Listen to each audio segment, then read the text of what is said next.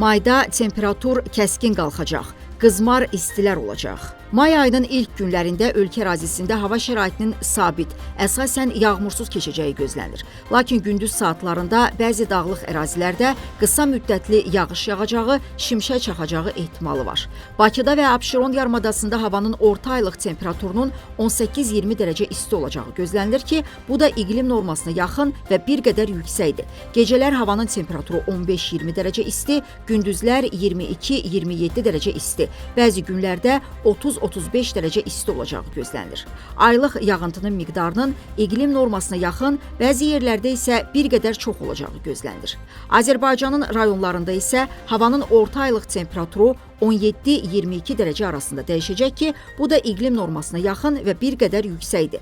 Aylıq yağıntının miqdarının iqlim normasına yaxın, bəzi yerlərdə isə bir qədər çox olacağı gözlənilir.